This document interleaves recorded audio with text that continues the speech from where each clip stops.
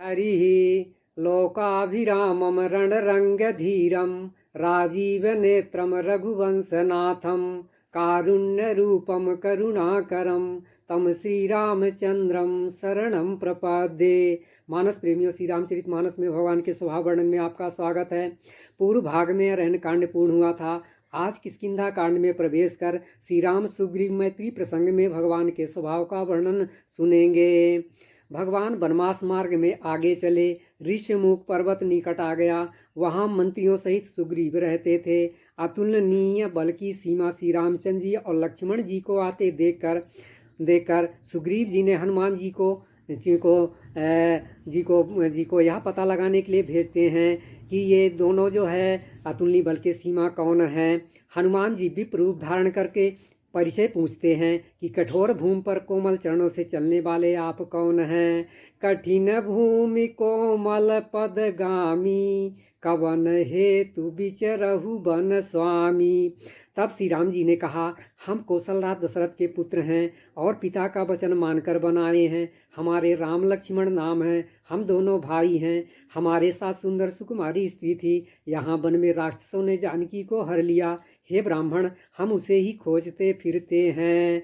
कौशलेश दशरथ के जाए हम पितु वचन मानि बन आए। नाम राम लक्ष्मण दो भाई संग नारी सुकुमारी सुहाई। यहाँ हरि निशिचर भय देहि विप्र फिरहि हम खोजत तेहि। इतना सुनकर हनुमान जी पहचान जाते हैं और प्रभु के चरण कमलों में गिर पड़ते हैं। तब श्री रघुनाथ जी ने उन्हें उठाकर हृदय से लगा लिया और अपने नेत्रों के जल से सींचकर शीतल किया। तब रघुपति उठाई उरलावा निज लोचन जल सींच जुड़ावा। फिर कहा, भगवान ने कहा, हे कपि सुनो, मन में ग्लानि मत मानना, मन छोटा ना करना। तुम मुझे लक्ष्मण से भी दूने प्रिय हो। सब कोई मुझे समदर्शी कहते हैं। मेरे लिए न कोई प्रिय है ना प्रिय, पर मुझको सेवक प्रिय है, क्योंकि वह अनन्य गति होता है। मुझे छोड़कर उसका कोई दूसरा सहारा नहीं होता। सुनु कपिजिय मानसी जनि ऊना तय मम प्रिय लक्ष्मण ते दूना। समदर्शी मोहि कहा सब को सेवक प्रिय अनन्य गति सोऊ। और हे हनुमान, अनन्य वही है जिसकी ऐसी बुद्धि कभी नहीं टलती कि मैं सेवक हूँ और यह चराचर जड़ चेतन जगत मेरे स्वामी भगवान का रूप है। सो अनन्य जाके असीमति न टरई हनुमंत मैं सेवक सचराचर रूप स्वामी भगवंत। कृपा के समुद्र और बल की सीमा श्री राम जी सखा सुग्रीव के वचन सुनकर हर्षित हुए और बोले, हे सुग्रीव, मुझे बताओ तुम वन में किस कारण रहते हो। सखा वचन सुनि हर्षे कृपा सिंधु बल सीव कारण कवन बसहु बन मोहि कहु सुग्रीव। सुग्रीव ने कहा अपनी बात सुनाई। तब वे सेवक की बात को दुख को सुनकर के दीनों पर दया करने वाले श्री रघुनाथ जी की दोनों विशाल भुजाएं फड़क उठीं। सुनि सेवक दुख दीन दयाला फरक उठी द्वय भुजा विशाला। प्रभु ने कहा, हे सखा, मेरे बल पर तुम चिंता छोड़ दो। मैं सब प्रकार से तुम्हारे काम आऊँगा, तुम्हारी सहायता करूँगा। सखा सोच त्यागहु बल मोरे सब विधि घटब काज मैं तोरे।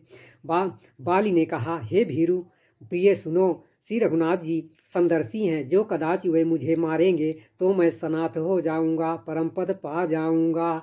कहा बाली सुनु भीरु प्रिय समदर्शी रघुनाथ जो कदाचि मोहि मारहि तौ पुनि होऊं सनाथ। बाली का वध होने से तारा को व्याकुल देखकर श्री रघुनाथ जी ने उसे ज्ञान दिया और उसकी माया ज्ञान हर ली। तारा बिकल देखी रघुराया दीन्हि ज्ञान हरि लीन्हि माया। श्री रामचंद्र जी ने छोटे भाई लक्ष्मण को समझाकर कहा कि तुम जाकर सुग्रीव को राज्य दे दो। श्री रघुनाथ जी की प्रेरणा से सब लोग प्रभु के चरणों में मस्तक नवाकर चले। राम कहा अनुजहि समुझाई, राज देहु सुग्रीव ही जाई। रघुपति चरण नाई करी माथा, चले सकल प्रेरित रघुनाथा।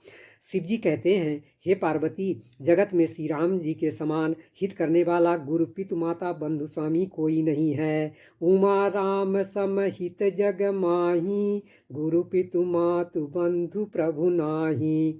जो सुग्रीव दिन रात बाली के भय से व्याकुल रहता था, जिसके शरीर में बहुत से घाव हो गए थे, जिसकी छाती चिंता के मारे जला करती थी, उसी सुग्रीव को उन्होंने वानरों का राजा बना दिया।